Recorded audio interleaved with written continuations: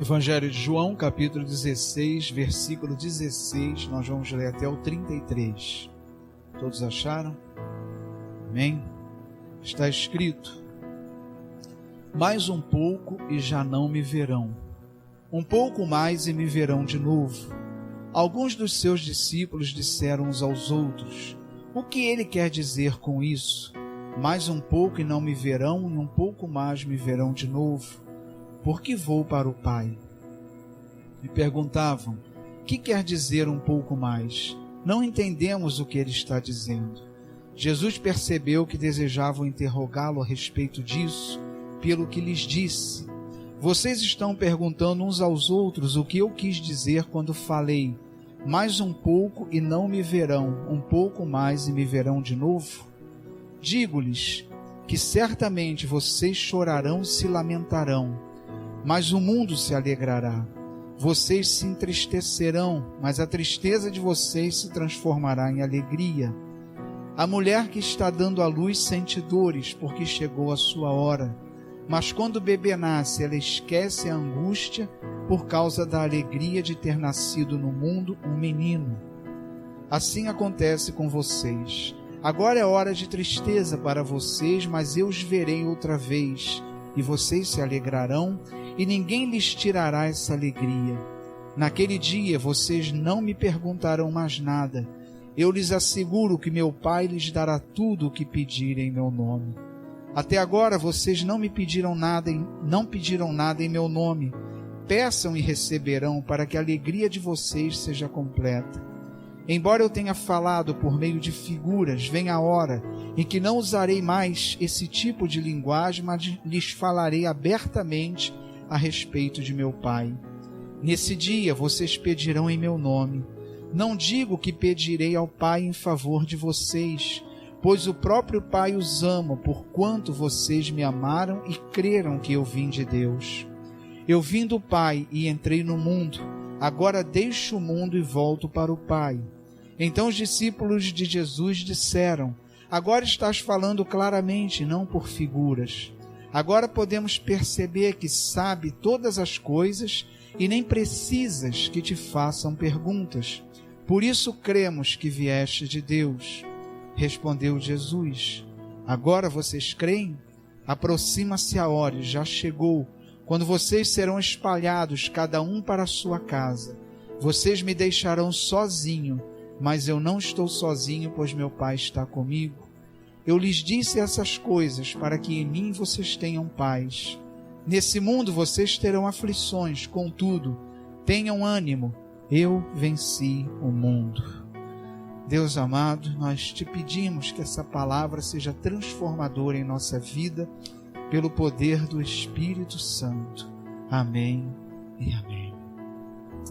Irmãos, nessa passagem os apóstolos vivem um contraste da alegria da presença de Cristo e a tristeza que iria habitar no coração deles pela ida de Cristo, pela ausência de Cristo.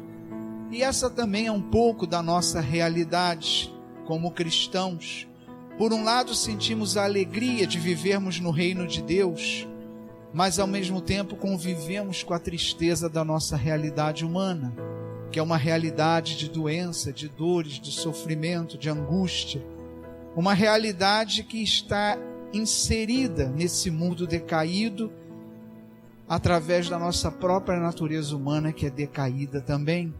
Então nós vivemos esse contraste da alegria do reino, da alegria da presença de Cristo em nossa vida, dessa paz que o mundo não pode tirar, mas também vivemos a realidade, a tristeza da nossa natureza humana, das nossas dificuldades como pecadores, como limitados, como imperfeitos que somos.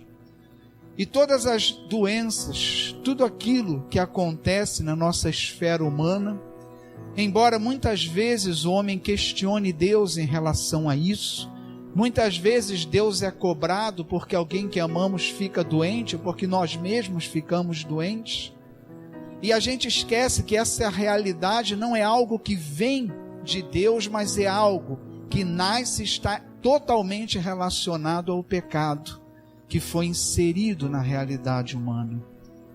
Mas, no entanto, Deus na sua condição de pai amoroso, na sua condição de ter um amor infinitamente maior do que o nosso, um amor que para nós é incompreensível. Ele usa essas dificuldades, ele usa essas questões que estão relacionadas à nossa natureza humana e que são derivadas do próprio pecado. Deus usa isso para nos abençoar. E a grande diferença do sofrimento do cristão, que a pregação que nós ouvimos muitas vezes de um evangelho triunfalista, em que se você é cristão é só vitória, se você é cristão não há doença, se você é cristão não há perda, não há sofrimento. Esse evangelho triunfalista, ele não pode se sustentar diante da realidade que a gente vive, porque horas a gente vai conviver com a realidade da doença, outras horas a gente vai conviver com a realidade da perda de alguém, das nossas dificuldades humanas, sejam no nosso campo material, emocional, espiritual. Vamos conviver com as nossas limitações, com os nossos pecados, com as nossas dificuldades, tudo aquilo que é derivado da nossa realidade de pecadores. Mas Deus, na sua bondade, Ele usa tudo isso dentro do seu propósito. E aí está a diferença. Muitas pessoas questionam: que adianta ser cristão se o cristão muitas vezes passa pela mesma coisa que o ímpio passa? Mas a gente precisa entender uma diferença. O sofrimento do ímpio é o sofrimento pelo sofrimento, é um sofrimento que não leva a nada. O sofrimento do cristão está dentro de um propósito de Deus. E Paulo fala claramente que as nossas dores e sofrimentos aqui na terra contribuem para a coroa da glória na nossa vida eterna. Ainda que ele não explique como isso acontece, ele fala claramente que tudo aquilo que passamos aqui vai resultar e vai contribuir de alguma forma para a glória que nos espera no reino de Deus. Então todo o nosso sofrimento, ele está dentro de um propósito de Deus, e Deus usa esse sofrimento para nos lapidar, para realizações que vão acontecer na nossa vida também aqui na terra. Não só contribui para a glória eterna, mas também vai contribuir para a nossa caminhada cristã aqui na terra. E existem coisas que são urgentes na nossa vida e que Deus faz com que a gente alcance através dos nossos momentos de deserto, de batalha, de dificuldades e de doença. E Deus usa os nossos problemas para nos lapidar, para nos abençoar, para nos fazer crescer como cristãos. E eu quero levantar aqui alguns pontos em que claramente as nossas dificuldades e os nossos sofrimentos são usados por Deus para nos abençoar. Um primeiro ponto é que Deus pode usar os nossos problemas para nos movimentar, para nos tirar da nossa zona de conforto, para tirar da nossa paralisia cristã, muitas vezes a nossa paralisia até na nossa vida secular. E Deus muitas vezes vai permitir que coisas aconteçam na nossa vida para que a gente se movimente, para que a nossa vida cristã ande. No livro de Atos, capítulo 8, no versículo 1, está escrito: e Saulo estava ali consentindo na morte de Estevão. Saulo aqui é Paulo, que foi convertido apóstolo na ida para Damasco. Aqui ele ainda era um soldado romano. Estevão foi morto apedrejado e ele estava ali olhando e consentiu e permitiu a morte de Saulo. E ele diz aqui: naquela ocasião desencadeou-se uma grande perseguição contra a igreja em Jerusalém. Todos, exceto os apóstolos, foram dispersos pela região da Judéia e da Samaria. Ou seja, no momento que Estevão é morto, se desencadeia uma perseguição aos cristãos, tanto que Saulo aqui, ainda Saulo, ele pede uma carta para ele poder ter autorização para perseguir os cristãos aonde eles estivessem.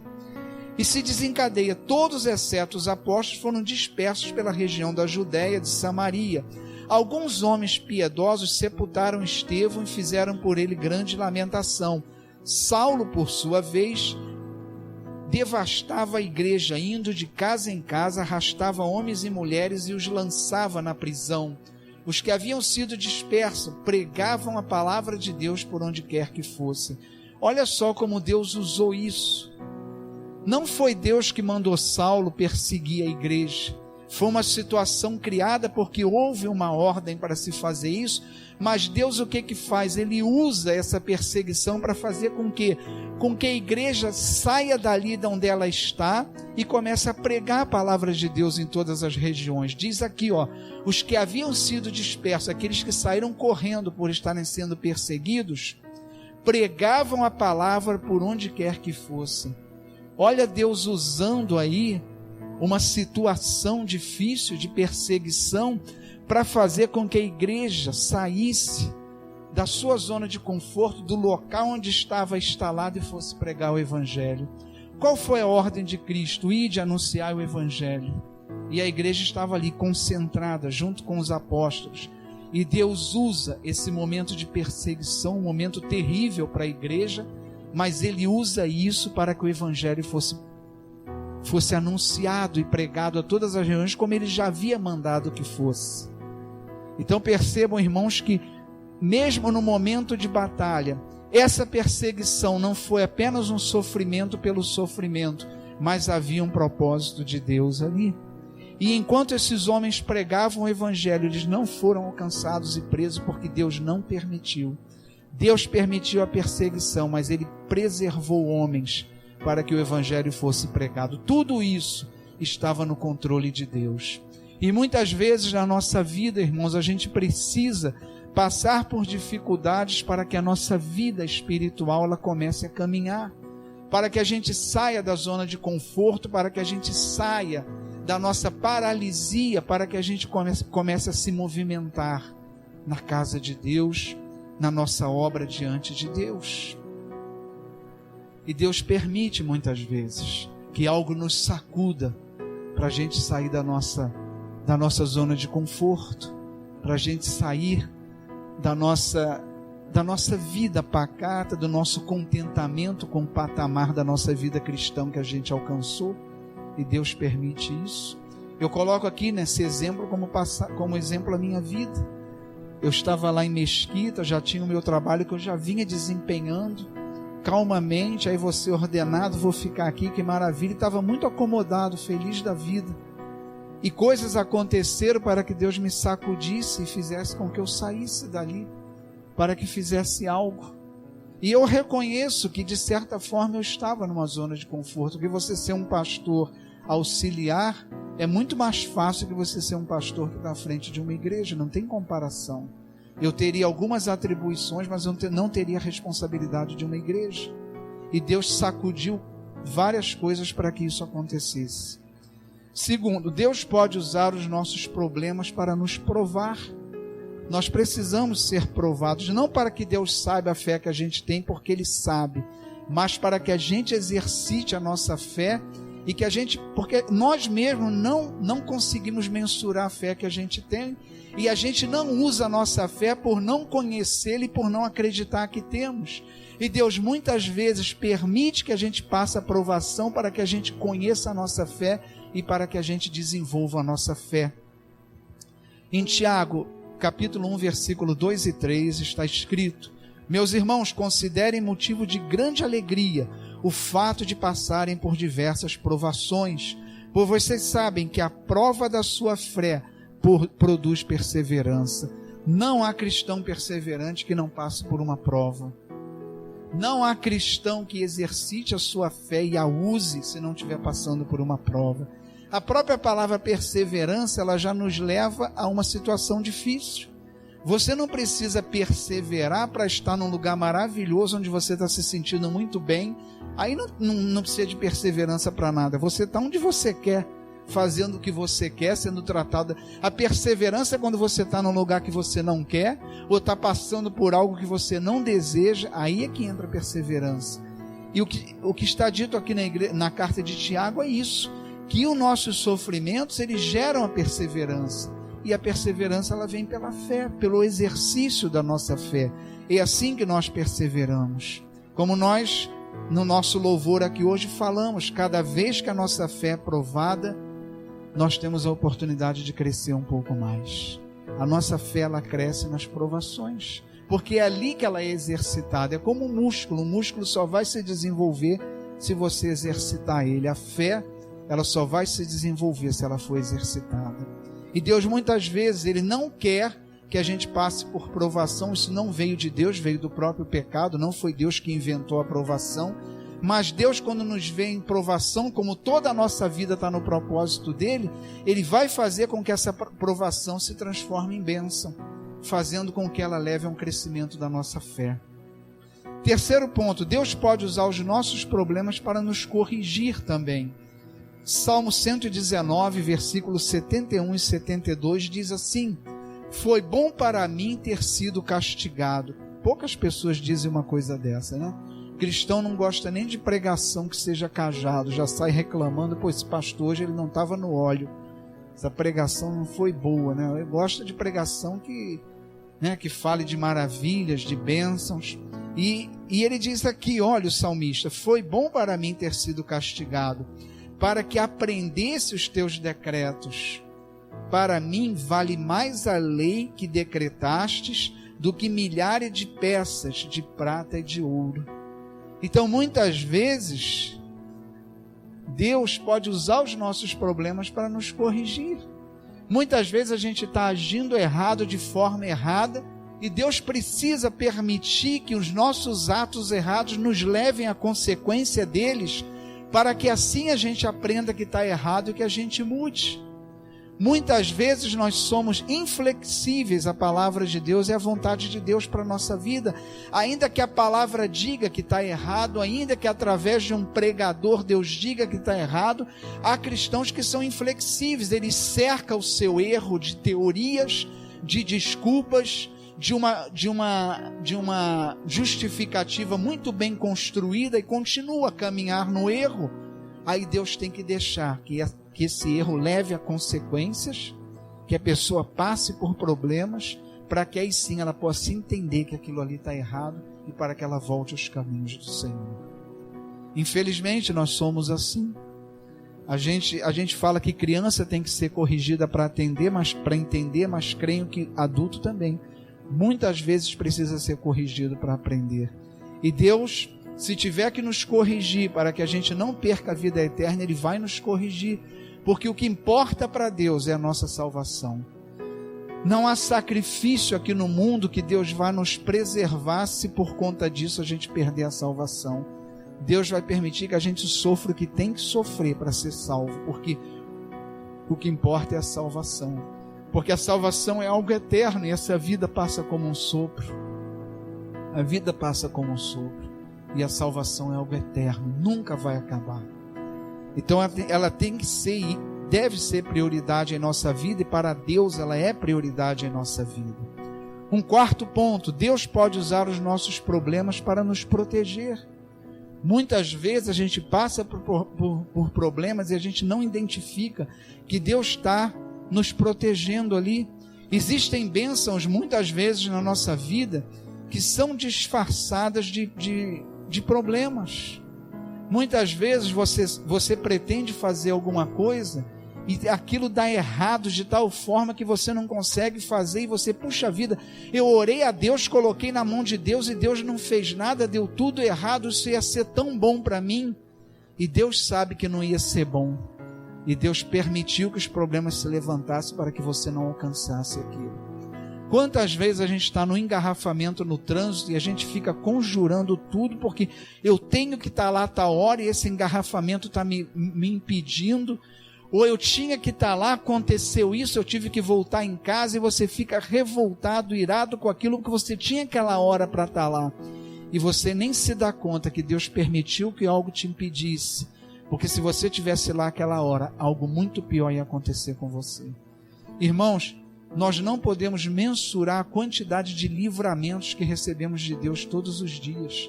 Alguns a gente vê e a gente testemunha, glorifica a Deus por eles, mas existem inúmeros livramentos que Deus dá que a gente nem sabe, nem se dá conta e nem percebe. Às vezes o engarrafamento vai te livrar de um acidente lá na frente, você não vai estar no local que você não poderia estar, porque se tivesse, você sofreria um acidente. Tantos projetos na nossa vida que para nós achamos que vai ser algo maravilhoso para a nossa vida, e Deus não permite que aconteça, Deus não abençoa e os problemas vão se levantando, e muitas vezes a gente fica chateado com Deus. Puxa vida, eu oro para Deus, em vez dele abençoar, vem um monte de problema, né?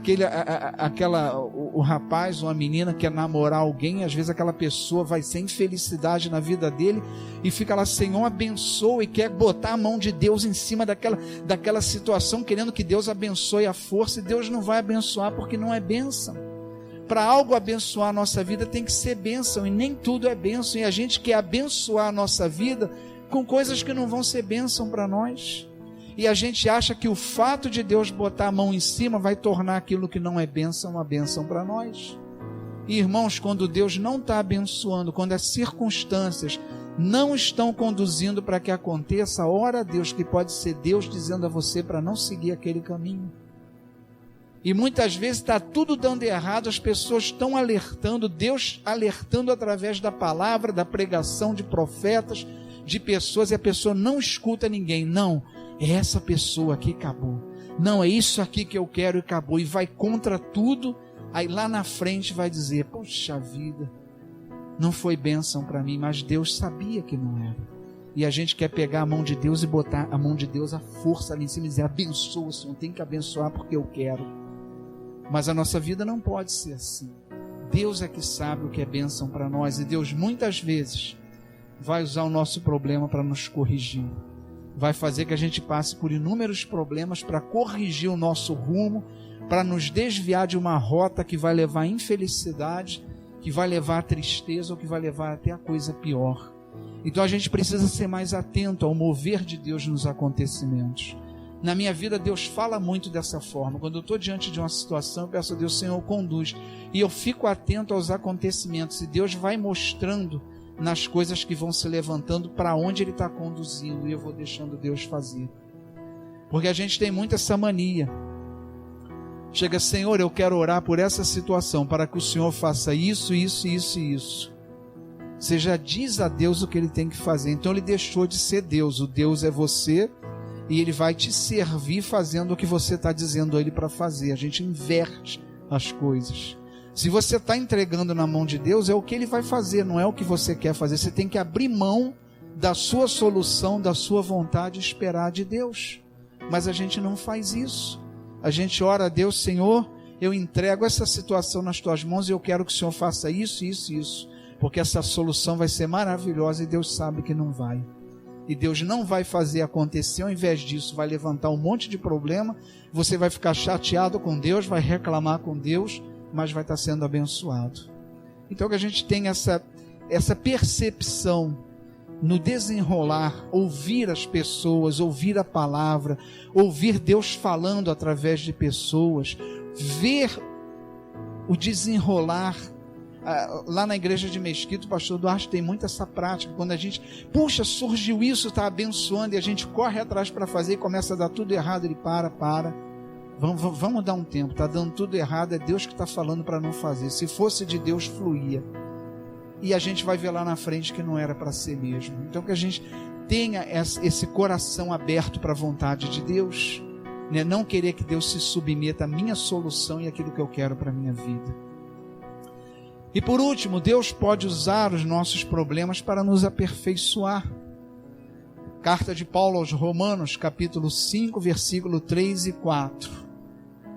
Aqui já Paulo, né, o Saulo, que era o soldado que assistiu Estevão ser morto, agora convertido, pregador do Evangelho, um dos maiores apóstolos entre todos, na minha opinião, apóstolo dos gentios, aquele que levou o Evangelho para todo aquele que não era do povo de Deus, grande apóstolo, o mais estudado de todos, né? Embora Lucas fosse médico, ele era em termos de conhecimento da lei, o apóstolo Paulo era o mais bem preparado, e ele escreve aos Romanos, capítulo 5, versículo 3 e 4, dizendo, não só isso, mas também nos gloriamos nas tribulações, porque sabemos que a tribulação produz perseverança. Já tínhamos visto isso lá em Tiago. A perseverança é um caráter aprovado, e o caráter aprovado, esperança. O que o cristão precisa ter, gente? Um caráter aprovado. O cristão precisa ter esperança. A esperança, ela vem da fé. Se você tem fé em Deus, você vai ser uma pessoa sempre com esperança. Cristão não pode ser aquele, olha, eu perdi minhas esperanças, eu entreguei os pontos. Então você não tem fé. Se você tem fé, isso é impossível acontecer. A fé, ela vai sempre colocar no teu coração esperança. Talvez a nossa esperança não seja que vai acontecer o que eu quero, mas a minha esperança é na certeza de que vai acontecer o que Deus quer que aconteça. Então o cristão, ele sempre tem que ter esperança e um caráter aprovado. Gente, cristão tem que ter um caráter aprovado.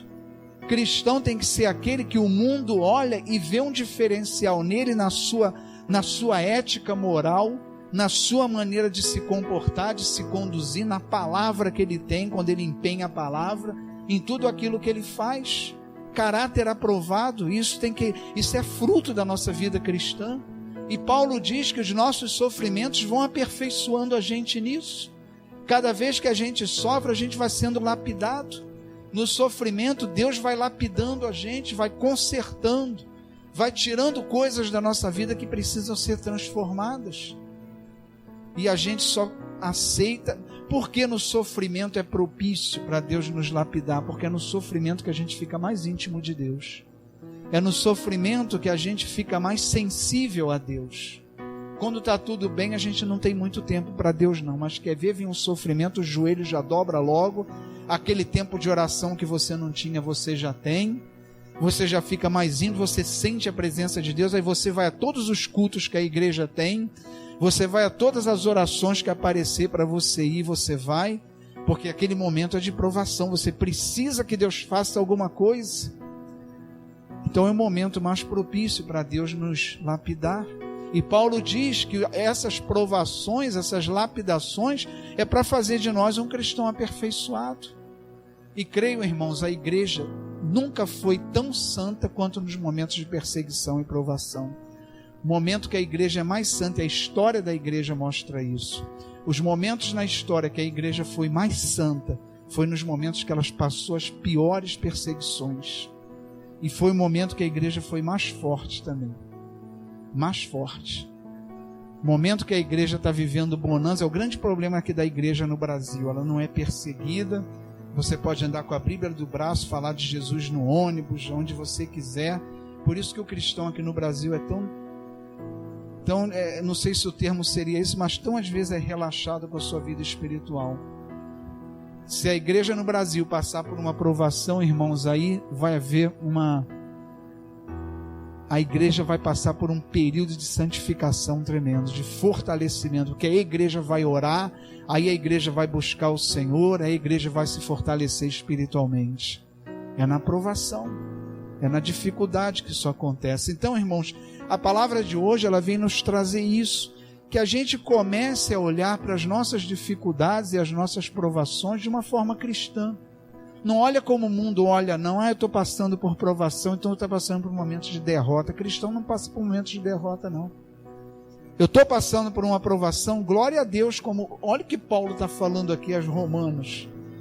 Também nos gloriamos nas tribulações. É tão difícil ver um cristão da igreja de hoje se gloriar em tribulação. E é isso que a gente tem que fazer. Falar, eu estou passando por dificuldade, provação, mas eu sei que, glória a Deus, porque eu sei que é nessa hora que Deus está fazendo algo em mim tremendo.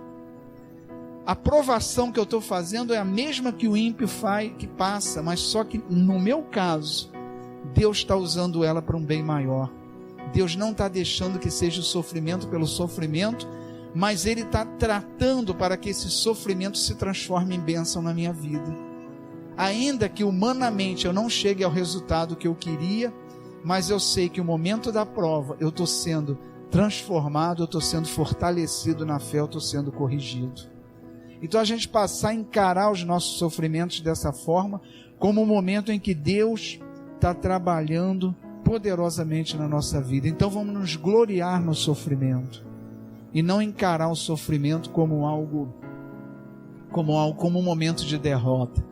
Ah não, cristão não pode sofrer. A gente lembra quando veio essa corrente aí do pentecostalismo, o neo, acho que pentecostalismo, não em si, que a nossa igreja ela embora seja igreja cristã de Nova Vida, nós somos pentecostais, mas não essa linha neopentecostal, que é a linha do só vitória, né? A gente não segue essa linha, a gente crê na continuidade dos dons, dom de cura, todos os dons que os apóstolos manifestaram continuam na igreja, e por isso a gente ora por cura, por isso a gente ora por milagre, porque os milagres acontecem, mas a gente não defende esse tipo de vida que é só vitória, que cristão não passa. E creiam, tinham pastores na época dessa corrente que houve na igreja de neopentecostais, teve pastores que iam se tratar em outra cidade para a igreja não saber que eles estavam doentes, porque a igreja não admitia. Não, cristão não fica doente. Não, cristão não, que isso, cristão não fica, não, cristão não sofre, é a fé que está pequena, você não está tendo fé, porque tem que ser vitória. Eu não aceito, eu repreendo, eu determino, era o discurso. E aonde que Deus fica nisso? Aonde que Deus fica nisso? E isso não foi se sustentando, muitas pessoas deixaram essas igrejas porque viram que o discurso era um, mas a prática era outra, porque embora eles falassem isso, as doenças vinham, os sofrimentos vinham, e não tinha como você sustentar esse discurso. Então, irmãos, é isso que a gente tem que entender, que os sofrimentos na nossa vida não é Deus. Deus não tem culpa do que a gente sofre, não. Tanto a morte como as dores e sofrimentos, isso vem do pecado, não vem de Deus. Mas Deus, na sua misericórdia, não deixa que o sofrimento na nossa vida seja sem um propósito. Deus usa ele para transformar em bênção de alguma forma. Creiam, irmãos, muitas coisas que a gente vai sofrer aqui, a gente não vai ter resposta porque sofreu. A gente tem esse hábito, a gente sempre quer achar uma explicação para o que a gente sofre. Ah, não, se você está passando por isso, aguarda que lá na frente vai ter uma vitória. E nem sempre tem. Nem sempre tem a vitória lá na frente. Você vai sofrer, o sofrimento vai embora, tu, pô, cadê a vitória? Sofri e ficou pelo sofrimento. Aí Paulo responde isso. Todos os nossos sofrimentos contribuem para a nossa glória eterna. De alguma forma vai estar contribuindo para a glória eterna. E de que forma contribui? Através do que foi dito aqui hoje.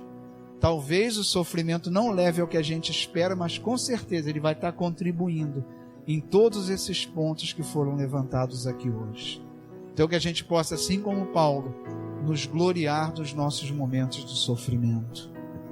Percebam, irmãos, que eu prego isso numa hora em que eu estou passando por um momento muito difícil com meu pai. E muitas vezes a pessoa fala, a palavra é bonita, mas colocar isso na prática. E tem pessoas que acham que pastores são pessoas separadas do sofrimento também. Não, são separadas para o ministério, mas não são separadas do sofrimento, de lutas. E eu prego essa palavra nesse momento para dizer a vocês que eu não estou falando da boca para fora, eu estou passando, estou vivendo isso aqui, mas é nisso aqui que eu creio. Eu não prego aquilo que eu não acredito, eu prego aquilo que eu vivo, que eu creio. Então, irmãos, que essa palavra possa trazer a vocês uma visão segundo a de Paulo, que a gente se glorie dos nossos sofrimentos e que a gente saiba sempre, eu não estou sofrendo à toa. Seria à toa sim, se não tivesse Cristo na minha vida, porque o sofrimento viria de qualquer jeito, porque ele é decorrente do pecado, da nossa natureza humana é decaída. A nossa natureza humana é decaída, nós convivemos com a morte e a cada dia nós estamos morrendo. É da nossa natureza humana e a gente ia passar por isso sendo cristão ou não. Mas sendo cristão, Deus está usando isso para trazer alguma forma de bênção para a nossa vida. Se não for para cá, para o nosso crescimento espiritual, vai ser para a nossa glória eterna. E a gente precisa crer nisso.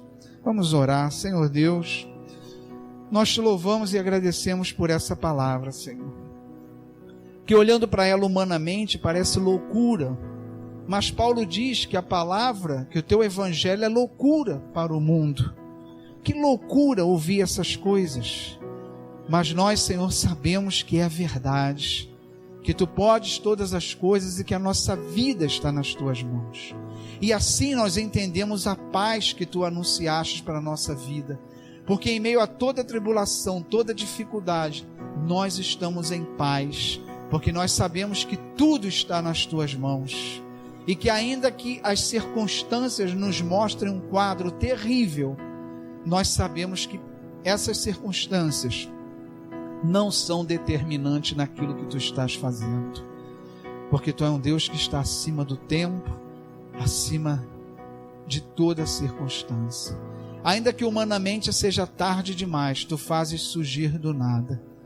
Nós entregamos, Senhor, nas tuas mãos a nossa vida, nossos momentos de alegria, mas também de lutas, de tristezas também. E te pedimos, fica conosco, sê conosco, Senhor. Que a gente não perca de vista a tua presença, assim como tu não perdes de vista a nossa vida.